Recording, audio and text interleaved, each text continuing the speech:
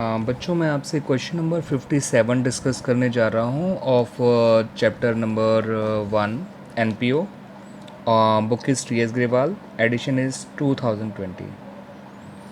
तो इसमें कहा है कि resident payment account of Shankar sports club is given below for the year ended 31 March 2020। Receipt side में कैश का ओपनिंग बैलेंस है, एंट्रेंस फीस है, डोनेशन फॉर बिल्डिंग है, यानी कि एक कैपिटल रिसिट है ये जो लाइबिलिटी साइड में जाएगा। लॉक एंड इनकम है, लाइबिलिटी आप लाइफ मेंबरशिप फीस आप जानते हैं, ये भी कैपिटल रिसिप्ट है, लाइबिलिटी साइड में जाएगा। प्रॉफिट फ्रॉम एंटरटेनमेंट इनकम है, सब्सक्रिप्शन इनकम है। पेमेंट साइड में रेंट है, एक्सपेंस है, वेजेस एक्सपेंस है, विलेटेबल एसेट है, फर्नीचर एसेट है, इंटरेस्ट एक्सपेंस है, पोस्टेज एक्सपेंस है, सैलरी एक्सपेंस है और ये कैश का क्लोजिंग बैलेंस है। तो ये इन्फॉर्मेशंस गिवन है आपको in the resident payment account. Additional information में आपको outstanding subscription at the end of 31 March 2019 and 31 March 2020 दोनों दे रखे हैं, 1200 और 2300। उसके अलावा पोस्टेज स्टैम्प का ओपनिंग स्टॉक और क्लोजिंग स्टॉक दे रखा है। रेंट के बारे में बताया कि वो 1500 रुपये पिछले साल का भी आउटस्टैंडिंग है और पिछले साल इस साल का भी 1500 रुपये आउटस्टैंडिंग है, यानी आउटस्टैंडिंग बिगनिंग भी 1500 था और आउटस्टैंडिंग एट द एंड भी 1500 है। उसके अलावा बताया कि 1 अप्रैल को क्लब के पास फर्नीचर था 15,000 जिसकी अब क्लोजिंग वैल्यू 22,500 है। उसके अलावा यही बता रखा है क्लब ने पिछले साल लोन लिया था 20,000 रुपये का 10% पर एनम पर, और अभी तक उसका इंटरेस्ट जो है वो उसको लौटाया नहीं गया है, क्योंकि इंटरेस्ट तो आप देखेंगे तो पेमेंट साइड में 20,000 का 10% ही है जो पेमेंट साइड में दे रखा है। ठीक है बच्चों, तो this is the question and how the solution is to be done वो देख लेते हैं बच्चों।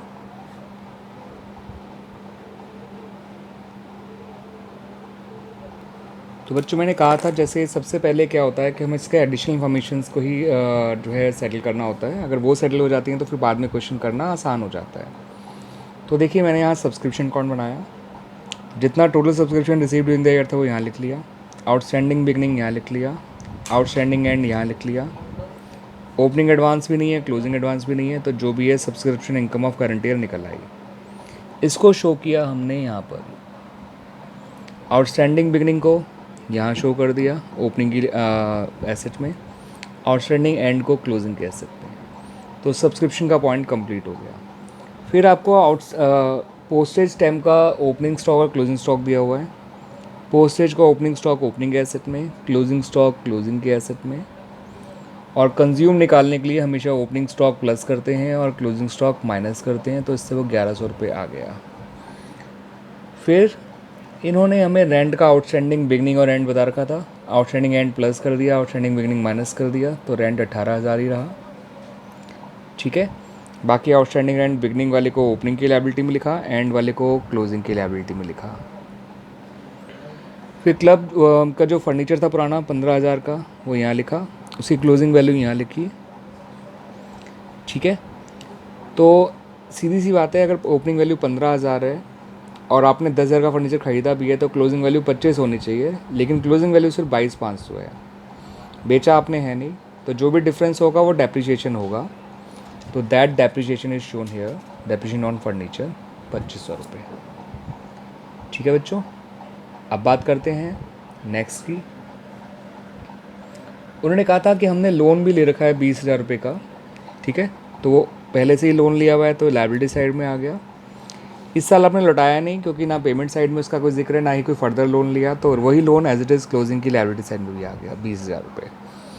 रही बात इसके इंटरेस्ट की 2,000 रुपये, तो वो इंटरेस्ट 2,000 रुपये आपको दे रखा है पेमेंट साइड में, आप देख सकते हैं। तो नीचे के पॉइंट सारे कंप्लीट हो गए।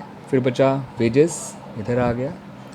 अगर नाम बिलियर टेबल था जो इसी साल खरीदी गई है तो वो क्लोजिंग बैलेंस शीट में आ गई, एसेट साइड। फर्नीचर का हम डिस्कस कर ही चुके हैं, इंटरेस्ट डिस्कस हो गया, पोस्टेज डिस्कस हो गया, सैलरी रह गया 24,000, सैलरी इधर आ गया। Closing balance of cash closing के एसेट में आ गया, ये रहा। Opening balance of cash opening के एसेट में आ गया। एंट्रेंस फीस ये रहा। लॉकर रेंट इधर लिख लिया गया। Donation of building liability side में आ गया। Life membership fees liability side में आ गई। प्रॉफिट फॉर एंटरटेनमेंट ये रहा। जब इस बार टोटल किया तो इस बार आपका एक्सपेंडिचर साइड बढ़ी आई इनकम साइड से 6100, तो आपका डेफिसिट आ गया, जिसको excess of expenditure over income भी कहा जाता है। ओपनिंग बैलेंस शीट बैलेंस करी तो इस बार लायबिलिटी साइड ज़्यादा थी और एसेट साइड कम, तो 2400 रुपये का डेफिसिट आ गया आपका। ठीक है बच्चों, अब क्लोजिंग बैलेंस शीट में डेफिसिट और डिफिशिएंसी दोनों ही जो है वो हमने क्लोजिंग बैलेंस शीट में एसेट साइड लिखी, आपस में ऐड करके 8500 आ गया। बाकी सारी चीज़ें हमने पहले से ही लिखी हुई थी। कैश लिखा हुआ है, outstanding subscription, postage, billable, furniture and deficiency जोड़कर 21,500 आ गया।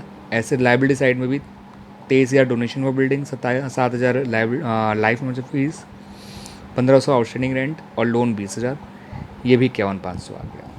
तो इस तरह से बच्चों ये क्वेश्चन सॉल्व हो गया। आई होप आप लोगों को ये क्लियरली विजिबल हो रहा होगा। This is the income and expenditure account, this is the subscription account, this is closing balance sheet and this is opening balance sheet. तो बच्चों इस तरह से ये क्वेश्चन कंप्लीट हो जाता है। Thank you.